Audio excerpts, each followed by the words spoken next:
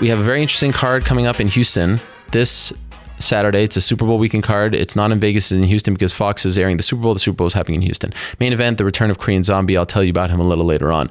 But to me, one of the most interesting fights on this card involves Jessica Andrade and the returning Angela Hill. And for the first time, we are being joined on this program by Angela Hill. There she is. How are you? Hey. You didn't believe me. You didn't believe me when I reached out to you. First time I've ever reached out to someone to be on this show, and they asked me for a picture proof that it was really me and not someone else pretending to be me. Yeah, I didn't want to get too excited, you know? I appreciate that. Did you cut your hair? Yes, I did. Wow. The hair is gone. It's all gone. Yeah. Okay, now I feel like you're like, this is your determined look. Like you're not messing around. It's like in the movie when the girl shaves her head and then like goes into war, puts on the war paint and stuff. No, it was actually a really, really lame story. I dyed my hair blonde. Yeah. Right before I got the call from the UFC. Coincidence? I think not. But then once the new growth started growing back, it started to get weak. And then there was one day in sparring where I just realized, like, afterwards I had this huge chunk missing. Oh, no. It was like I tried to like hide it, give myself like a little comb over for a little while, and eventually I had to just shave it off. All right. Well, it's still good nonetheless. So a lot has happened to you over the last couple months, and that's one of the reasons why I wanted to talk to you, because I feel like, I mean, it hasn't been an easy go for you in MMA. I mean, you get put on The Ultimate Fighter, which is a great opportunity, but you have to fight, the number one contender. And then even in the UFC, Carlos Barza, of course. And then even in the UFC, you're fighting Tisha Torres, Rose Namajunas. And you're very new in your career. And then they say, thanks, but no thanks. And you have to go to Invicta and build yourself back up. And then you win in Invicta and you get called back to the UFC. And then they say, oh, wait 1 second, you can't come back because you got to do this USADA thing. And you put out this video, and it looked like you were mentally drained, and you were very emotional about it, because here you are getting an opportunity to come back, and then they're telling you have to go through this 4-month thing. Can you describe how you were feeling? Like you worked all the way back to get to the UFC, and then some sort of red tape issue that really doesn't concern you, and they've now rectified, is stopping you. How are you digesting that? It's just been a crazy ride, and nothing's been easy for me. But I think it's kind of the same with a lot of people. Like a lot of the girls who are on the show, they had a lot more experience, but they've had to go through hell and high water as well before UFC finally started taking women more seriously. So I think some people could say I have it easy just because I just started doing MMA when like 2014 or something like that. I just started doing MMA then. And, it's been a relatively quick ride, even though I had a lot of ups and downs. And I think the hardest part was just having eyes on me before I was experienced enough to like really deal with that type of pressure and that type of criticism. Even, most people who are up there now, nobody was looking at them when they had their second pro fight, their third pro fight. And for me, like literally all of my fights except for my first one have been in public eye. So it was definitely a good test mentally. The first couple of losses were the first losses that I've ever had in my career, including Muay Thai. So it was definitely a huge test to like have that happen on national TV, and still just kind of persevere through that. It's been a huge test of, will, a huge test of, how badly I actually wanted to follow this dream and make it a reality. The USADA thing was just a small setback. I think I was most upset about not being able to get that matchup. I just felt like it was a really good opportunity for me. I feel like Andrade, she's tough, but I still feel like she's a bit overrated, and I felt like I could really like make a statement just by fighting her, beating her, and doing it all within 2016. So when I found out that I was still going to be able to fight her, it kind of rectified that, and I felt really good about that whole situation. So yeah. I love hearing that, because when I heard that you were booked to fight her, I was like, man, Tisha, Rose, now your return fight is Andrade. I mean, there's no easy fight there, but you obviously seem to like it. You just said that you think she's overrated. Why do you think she's overrated? What about her is overrated? Well, I knew Jessica could beat her when she fought her, and just mentally she wasn't there that night. But when the things that I saw her do against JoJo, I felt like she couldn't do against me. I've never been a huge fan of JoJo either. Always thought that she was a bit overrated as well. So I thought that it was funny that after 2 wins, people are like all on her nutsack. So I don't know. I think I thought, just the fact that she's going to be the next title contender, or that's what people are saying, would have made a huge statement for me, just to go in there and just kind of, beat her up and show my skills against her and show that I deserve to be up there too. It doesn't seem, at least as of right now, that Joanna has an opponent next. There was a rumor that came out that she was fighting Michelle Watterson, but that's not true. It does. Why do you laugh? Why do you laugh, Angela? Not yet. I love it. Okay, but so if you beat Jessica, is there a chance that you're fighting for the belt next? Do you think that's possible? Yeah, man, I'm gonna call her out. Oh wow. Totally gonna call her out. I mean, I feel like for me, Joanna's an easier fight, just because she's not gonna go for takedowns, or at least not at first. Like, that's not gonna be her plan A. Everyone that I've fought since my first fight, their plan A has been to take me down and submit me. So it's going to be a relief for me. Like, I'll be able to actually chill and open up in my striking, and actually do what I'm a little more used to doing, as opposed to hitting and then defending, hitting and moving. I can actually unleash on her, at least once we get comfortable. So I definitely feel like Joanna is an easier fight than Andrade is. Wow. For me. This is incredible. I mean, that's me. Yeah. That's me. No, hey, you got to believe not. that the only opinion that matters is yours. Did you think that it was just justified when they let you go after the 2 losses? Because again, 2 top contenders, and it's just 2 losses in a row. That division isn't the deepest. I feel like they could have, maybe take a step back, fight another opponent, get your feet wet a little bit. Were you surprised when you heard that? Everyone was surprised. My coaches were surprised. I kind of rushed into the Rose fight. I'd recently trained with her and had recently moved gyms. So my coach, my new coach at the time, Eric Del Fiero, he was not a fan of taking the fight so soon, just because he didn't really know me yet. I didn't know his voice yet. So yeah, it was a bit of a rush when we took that fight. And the only kind of one of the, I guess, things that he was saying is after I lost, was just they don't have that many girls, so they're not going to cut you yet. They're going to give you one more fight before they before they decide to cut you, if that's going to happen. And then I got a call a month later saying I got cut. So I was like, what? So yeah, I was pissed. I was bitter at first, but I feel like the path that I went was definitely more productive. I was able to just kind of get my feet wet with lower stakes, not lower stakes, but just, not as many eyes were on me. I was able to just kind of figure out my game without having that high pressure and just do my thing. Mentally though, was it tough to go from, you're fighting UFC 192, big crowd, Houston, all that stuff, and now you're going to Invicta, which is a smaller show, less attention. I know you say that you like that, but you're kind of a little bit taking a step back in terms of the glitz and glamour of the event. Was that a tough thing to get used to, or were you receptive to it right away? No, Invicta is still a really professional organization, so it's not like I was going to some random Gotcha. Random place in the middle of nowhere, and dealing with all the shit that happens in those scenes.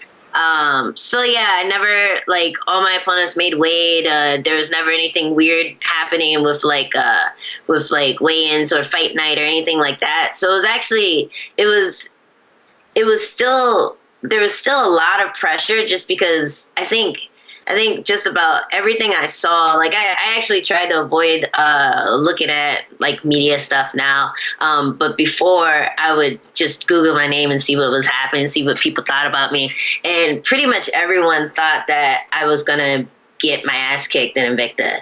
So there was a lot of pressure just because, you know, people expected me to fail. I knew I was good, you know, but how you can't prove that before you fight. So I think my first fight in Invicta was a really defining moment because I got that first round knockout and I was just like, okay, you know, it was kind of me convincing myself that I belong, and, you know, just because I got cut doesn't mean that I'm a horrible fighter, or, you know, it was just the way that things kind of went down, and that didn't define me. It was my knockout and me, you know, kind of rising up from the ashes like the phoenix, like Invicta's logo, like all of that was defining me. So yeah, it was hard, but I don't know. It wasn't.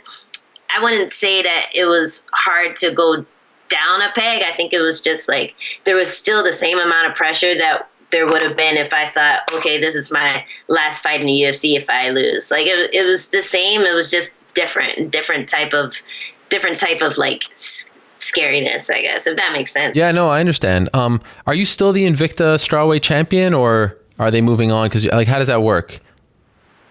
I still got the belt. Well, because they didn't strip Cyborg. They didn't strip Cyborg of the featherweight title.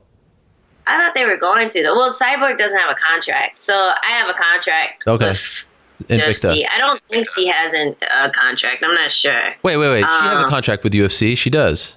But UFC was paying for her to fight in Invicta. Oh, okay, got you.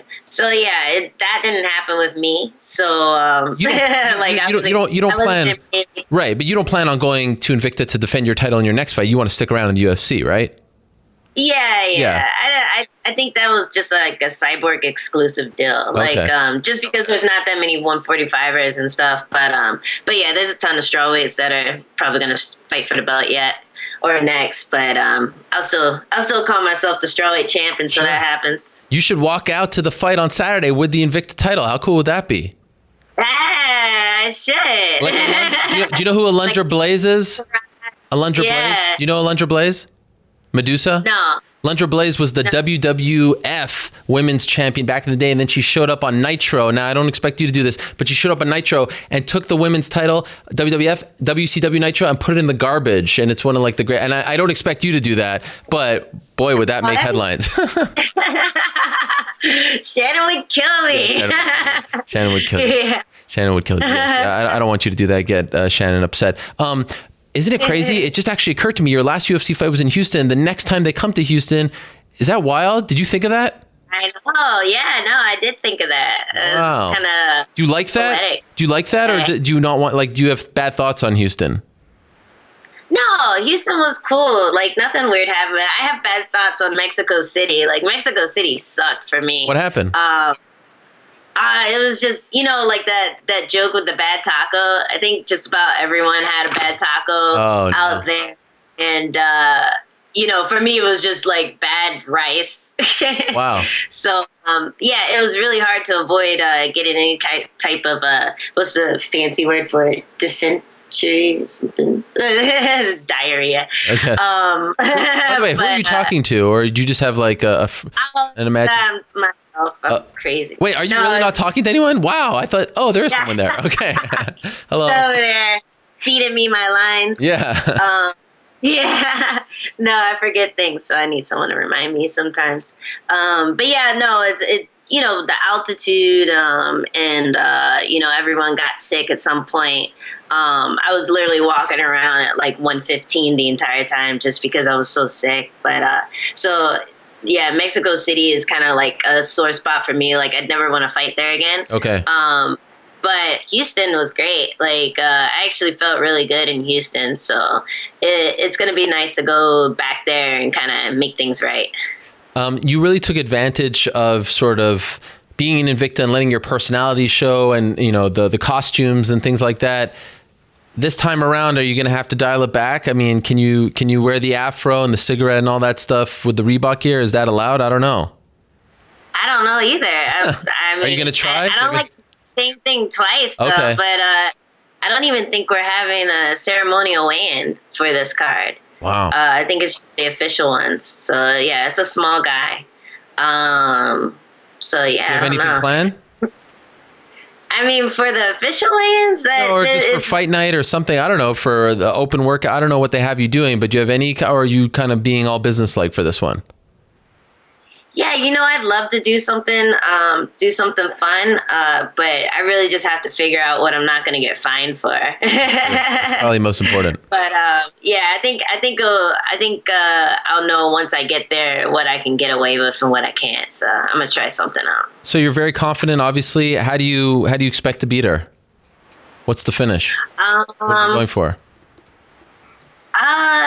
I just think I'm a better striker. I think I'm more elusive, and she kind of comes forward with heavy hits. So I think I definitely hit harder than what she's been hit with as a strawweight. And that cut is not an easy cut for her. I know she walks around at 128. Fight week. So she's cutting at least 10 pounds of water. And, that's kind of like the cut that I would have to do if I were to fight at 105. Like I've fought at 105, like maybe once in Muay Thai. And, in that cut, it drains you, so I definitely think I'm going to out cardio her, outspeed her, and I definitely hit really hard for my size. So I think that's going to be my key to beating her. Also interesting. There was a lot of talk that maybe your next title defense would be against Alexa Grasso in Invicta. That didn't happen. Now you're on the same card in the UFC. How do you feel about her being in the co-main event against Felice Herrig and you and Jessica being lower on the card? It's cute. It's really cute that she's co-main event. I think there's definitely, two different weight classes in the strawweight division. There's a few floaters. There's a few people who are in both, but, there's the people who are there to like fight and look professional when they fight. And then there's the people who are there to look cute. I think Felice and Grasso actually float between both groups, but, they're the ones that are there to mainly look cute. They get top billing. And who are you referring to? Who are you referring to? Who are you referring to? I'm referring to Paige Van Zandt. No. Wait, is she in a category to herself, or are there others in that category too? Everyone knows who's in those categories, but like look at Van Zandt. She headlined like maybe 2 or 3 events, and she's lost to the same people that I've lost to. So it's strange that you would keep headlining someone unless that was what was going on. There's 2 different like types, and they're bringing in one to bring the eyes in, but then the other to still look like a legitimate, weight class. So I think I can float between both. I think I'm pretty cute too. But I'm gonna get the tougher fights as opposed to someone like Van Zandt, someone like Curran.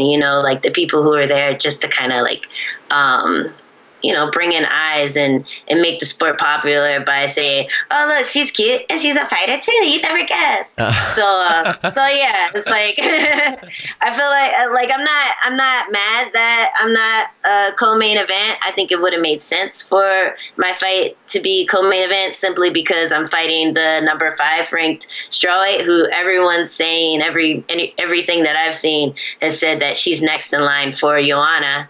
But at the same time, Joanna's getting ready to fight someone else. So, or that's like the rumor. So you never know. You never know with these things. So I'm not upset about it. I just kind of know how things work, and it's cool. But Alexa is for real, right? I mean, you have respect for her fighting skills. Oh yeah. Yeah. Oh yeah. That's why I said they can float between the 2. Okay. But I think the reason why she got the call up, they were talking to Alexa after they cut me, so they had their eyes on Alexa for a long time because of, you know, she looks cute. She's a boxer and she's Mexican. So yeah, she's gonna bring in that market. So yeah, it's I definitely respect her style, but you know, I wanted that fight because I knew people were gonna be watching and I knew I could beat her. Well, it's good to have you back. Wow. Great stuff. What a nice thing to do. And I'm really happy that you got the call back and that the whole thing with USADA didn't preclude you from fighting again, or at least delay your return all that much. And who knows, maybe it was meant to be this way, coming back to Houston and getting a little more time to prepare. The world works in mysterious ways. Great stuff, Angela. Best of luck to you on Saturday. And again, welcome back. Thank you. Thanks a lot. And thanks for finally calling me. I won't be surprised next time. All right. My pleasure. There she is. Angela Hill back in the UFC. Massive fight for her against Jessica Andrade Saturday night in Houston, Texas.